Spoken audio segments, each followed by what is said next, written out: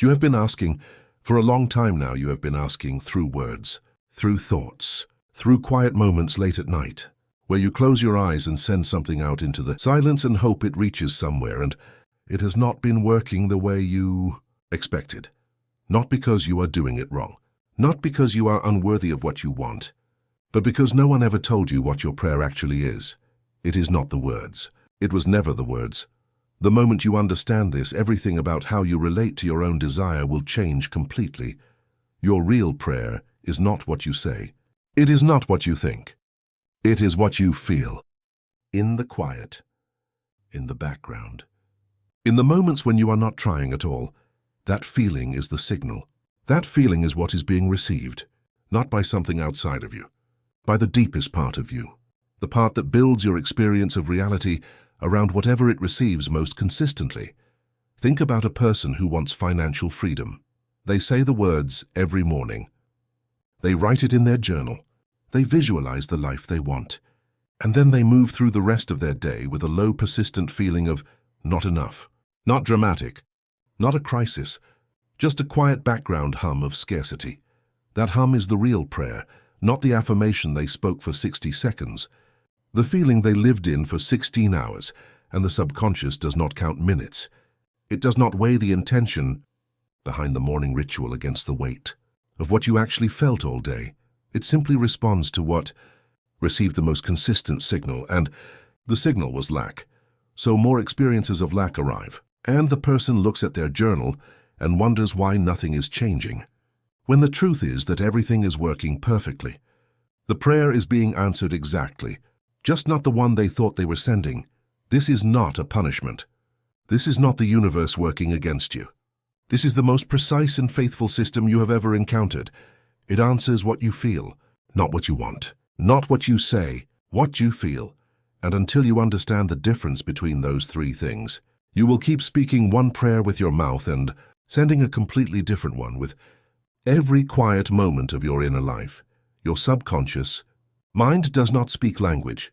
It does not read your journal entries. It does not evaluate the sincerity of your words. It does not understand the difference between something you said with conviction and something you said out of habit.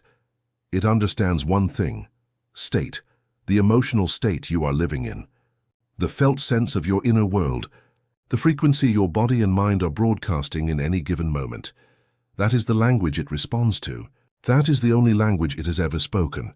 Think about two people sitting in the same place of worship. Same walls, same words spoken aloud, same ritual, same request sent upward. The first person is desperate. They are asking from a place of absence. Every word they speak carries the feeling of someone who does not have what they need and is frightened that it will never arrive. Even if the words say abundance, the feeling says lack. Even if the words say healing, the feeling says fear, and the feeling is the prayer. The second person sits in the same place. They speak the same words, but something in them is already settled. Not because they are pretending, not because they are forcing a feeling they do not have, but because they have found, even briefly, the felt sense of it already being answered. A quiet certainty, a stillness underneath the asking, the feeling of someone who already knows same words. Two completely different transmissions, two completely different prayers. And here is the part that changes everything. Desperation is a prayer. Worry is a prayer. Gratitude is a prayer. The feeling of already having something is a prayer. They are all prayers. The subconscious receives every single one of them with complete faithfulness and zero judgment. It does not distinguish between the feeling you want to have and the feeling you are actually living in. It only responds to what is present, what is sustained, what is real in your body right now. Which means that if you carry gratitude before the evidence arrives, you are praying for more to be grateful for. And if you carry desperation while speaking words of abundance, you are praying for more experiences that will make you feel desperate. Not because you are broken, because the system is working, precisely, faithfully, answering the prayer you are actually sending. Most people believe they are only praying when they are consciously trying to, when they sit down, when they close their eyes, when they intentionally send a thought or feeling in the direction of what they want. But that is not how this works. You are praying all day. Every background feeling is an active transmission. every emotional state you live in without questioning it is being received and responded to by the part of you that builds your reality. Think about someone who carries a constant worry about their health. They are not thinking about their health every second. They are not consciously choosing to be afraid. But underneath the conversations and the tasks and the ordinary movement of the day, there is a quiet, persistent state of physical anxiety. A low alertness, a body that never fully relaxes, a background sense that something might be wrong. That state is a prayer, and it is being answered, not because the universe is cruel, because the subconscious is consistent. It takes whatever feeling receives the most airtime and builds experience around it. And the worry was getting all the airtime. This is the moment most people feel hopeless when they hear it, because they look at themselves and they see years of background feelings they never chose, fears they inherited, anxieties they absorbed, states they have been living in so long that they no longer notice them as states. They just think that is who they are, but that is not who you are. That is the prayer you have been sending without realizing it was a prayer, and a prayer can be changed, not by forcing yourself to feel something you do not feel, not by performing a positive emotion on top of a negative one and hoping the performance wins, but by beginning to understand what feeling is actually being sent in the quiet moments. The moments between the rituals, the ordinary hours of an ordinary day. Because the prayer that changes. Your life is not the one you send for 60 seconds in the morning. It is the one you live in for the remaining hours, and the moment you feel, even briefly, the reality of what you want as if it already exists, the moment your body carries the state of having rather than wanting, something in the deepest part of you receives that as instruction, not a wish, an instruction, and it begins to build toward it. That is the unspoken prayer, the one with no words, the one that needs no ritual, the one that has been answering you your entire life. You just did not know you were speaking it. You understand it now. You know the feeling is the prayer. You know the subconscious responds to state, not to words. And yet when you sit down and try to feel it, something hollow arrives instead. The feeling you reach for does not come. Or it comes briefly and then disappears. Or it feels like pretending, like telling yourself a story you do not believe, and so you stop. Because it feels dishonest, because your body knows the difference between a real feeling and a performed one, and you cannot seem to close that gap. But here is what you are misunderstanding. The feeling you are looking for is not something you manufacture. It is something you uncover. It already exists inside you, not as something you have to build from nothing, but as something that has been covered over by years of evidence, disappointment, and learned habit. Think about a child before doubt arrives, before the world teaches them that wanting something does not guarantee receiving it, before they learn to protect themselves from the pain of expecting and not getting. A child feels things fully, not because they are naive, because they have not yet learned to place a ceiling on what is allowed to be felt. They can feel the excitement of something before it arrives. They can live inside the anticipation with their entire body, as if the thing is already on its way, because to them it is. That capacity is not something you grew out of. It is something you learn to suppress, and suppression is not the same as loss. What was suppressed can be uncovered. Not forced, not manufactured, uncovered. The question is not how to create a feeling you do not have. The question is how to remove what is blocking the feeling that has always been there, waiting underneath the doubt, underneath the quiet resignation that built up slowly over time, underneath the evidence, underneath every time something did not arrive the way you hoped it would. The prayer has never been about feeling something new. It has always been about returning to the feeling that was yours before you were taught to stop trusting. There is a difference between pretending and inhabiting, and most people who try to feel the prayer fall into pretending without realizing it. Pretending is when you sit down and say, I feel abundant, I feel healthy, I feel loved, while something underneath knows none of it is real yet. The words are there.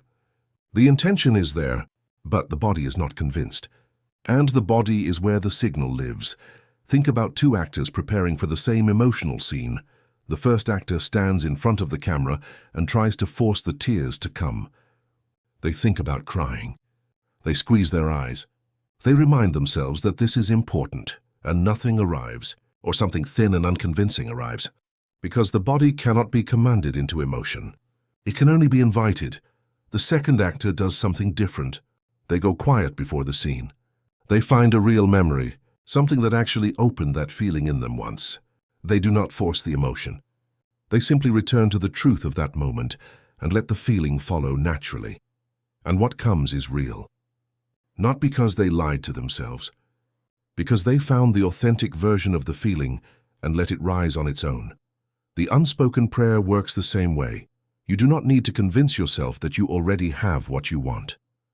You do not need to perform certainty you do not yet feel. You need to find the version of you for whom having this thing would feel completely natural, not far away.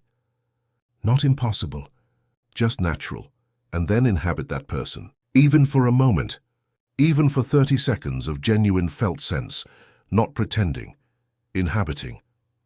There is a version of you who already lives inside the answer to your prayer, who wakes up in the morning and does not wonder whether it will happen, who moves through the day carrying something settled where the worry used to be. You do not need to become that person permanently right now.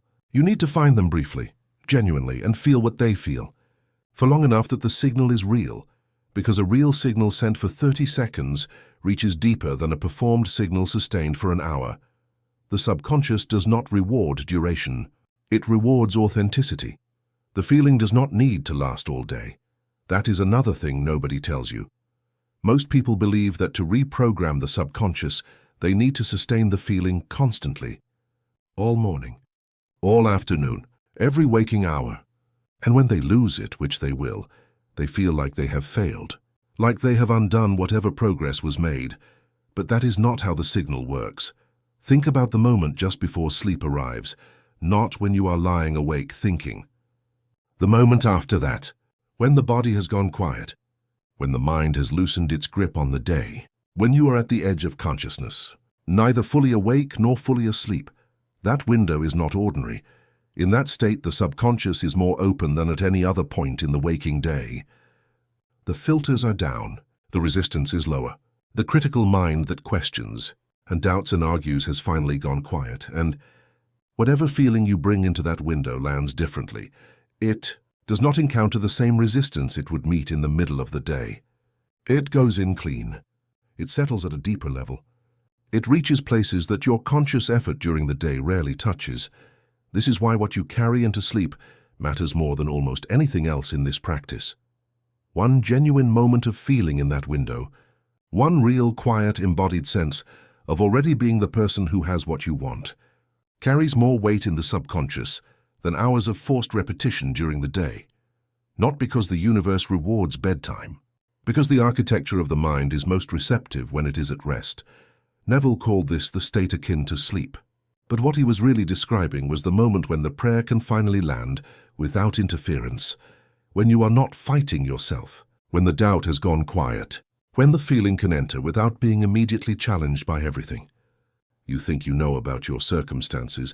That is the moment the unspoken prayer becomes the most powerful, not because you said the right words, not because you followed the right ritual, but because you felt something real in the one moment when the subconscious was completely ready to receive it.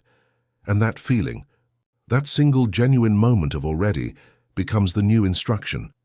But there is something that interrupts this moment for most people, something that rises right at the edge of sleep and pulls them back into the old signal, something that has been there so long they no longer notice it as an interruption. Understanding what that is the next thing you need to know. You know what the prayer is now. You know it lives in the feeling. You know the window at the edge of sleep is where it lands deepest, and yet something still interrupts. Right at the moment when the body goes quiet and the mind begins to loosen, something rises. A thought, a familiar worry, an old story that has been waiting for exactly this moment of stillness to make itself heard again. And you get pulled back into the signal you were trying to leave. Most people call this self-sabotage. They blame themselves for it. They take it as evidence that they are broken, that they cannot do this, that something is wrong with them specifically. But that is not what is happening. What is happening is much more precise than that. The interruption is not sabotage. It is loyalty. Your subconscious has spent years building an identity around a certain version of you. The one who worries about money, the one who has not found the relationship yet, the one who carries the weight of things not working out. And that identity is not just a belief. To the subconscious, it is survival. It is the self it knows how to protect, the self it has been keeping alive through every experience, every year, every quiet moment. Think about someone who has lived as the person who struggles financially for 10 years or more. Every system in them has organized around that identity. The way they speak about money, the way they feel when they see a large price, the way their body tightens when a bill arrives, all of that is not just habit. It is the subconscious doing its job, maintaining the self it has been assigned to protect. And the moment that person lies down at night and tries to feel wealthy, something rises to interrupt. Not because they do not want the change, because the subconscious reads the new feeling as a threat to the identity it has been protecting. The resistance is not failure. It is the signal that you are standing at the exact border between who you were and who you are in the process of becoming. And that border is where the real work happens. Not in the rituals, not in the techniques, at the border itself. Where the old self pushes back and you get to decide what you do next. Most people try to change the feeling without changing the identity underneath it. And that is why the feeling never stays, because the feeling is water, and the identity is soil. You can pour water onto land every single day. You can be consistent, dedicated, intentional. But if the soil is still the old self, if the ground underneath is still organized around the person who does not have what they want, then what grows will always match the soil, not the water. The seed of a new life needs new ground, and new ground means a new answer to the question the subconscious is always asking. Who are you? Not who do you want to become? Not who are you trying to feel like? Who are you right now? In this moment. In the quiet where no one is watching. Because the prayer that actually changes things is not sent toward the new identity. It is sent from it. There is a difference between asking to become someone and speaking as someone who already is. Asking says, I want this. I hope this arrives. I am working toward this. And the feeling underneath asking is always distance. Always the gap between here and there. But speaking as says, this is already the truth of me. Not performed. Not forced, settled. The way a person speaks about their name. They do not hope they have it. They do not visualize having it. They simply know it. There is no effort in the knowing. No gap between them and it. That is the level at which the prayer must be sent. Not from the person who wants the new life. From the person who is already living it internally. And you do not need every part of you to believe it yet. You do not need the fear to be completely gone. You do not need the old identity to surrender all at once. You only need one genuine moment where you speak from the new self, where you feel from the new ground, where the signal you send is not a request, but a declaration of what already is. That moment is enough. One clean signal from the new identity reaches deeper than 1,000 requests from the person who is still waiting, because the subconscious does not respond to waiting. It responds to being. And the moment you find that being, even briefly, the soil begins to change. When the prayer finally lands, it does not announce itself loudly. It does not arrive with a sudden change in your circumstances. It does not come with a sign that says it worked. What changes first is something quieter than that. Think about a person who has been waiting for important news, something they have been hoping for, working toward, carrying in the back of their mind for months. Every day they check. Every day the checking comes with a tightness, an anxiety underneath it, the desperate hope that today is the day. And then something shifts. Not in the circumstances. In them, they still check. The behavior looks the same from the outside, but the tightness is gone. The desperation has been replaced by something that feels like quiet certainty. They are not pretending. They are not forcing calm. They simply know, not in the loud way of excitement, in the deep way of someone who has already received what they are still waiting to see arrive. That internal shift is the prayer landing, not the answer appearing in the physical world. The signal changing in the inner one, and once that signal changes, the outer world has no choice but to follow. Because your outer world has always been a reflection of your inner signal. It was never the other way around. This is what most people have backwards. They are waiting for the outer world to change so they can finally feel the new feeling. But the outer world is downstream. It comes after. It responds to the signal. It does not create it. You were never meant to wait for permission from your circumstances to feel what you are waiting to feel. The feeling was always first. The prayer was always first. The inner reality was always the one building the outer one, and you have been sending a prayer your entire life. Every quiet hour, every background feeling, every unexamined state you lived in without knowing it was a signal, it was all prayer, and it was all answered. The only question that remains is whether you are now willing to become conscious of what you are sending, to choose the feeling instead of inheriting it, to inhabit the new identity instead of waiting for it, to send the prayer from the place of already instead of the place of asking. You were never disconnected from this. The line was never closed. The deepest part of you has been listening to every feeling you have ever had and faithfully building your reality around it. It is still listening now. And what you feel in the quiet moments after this, in the ordinary hours of your ordinary day, in the space just before sleep takes you, that is the prayer you are sending next. Make it the one you actually mean.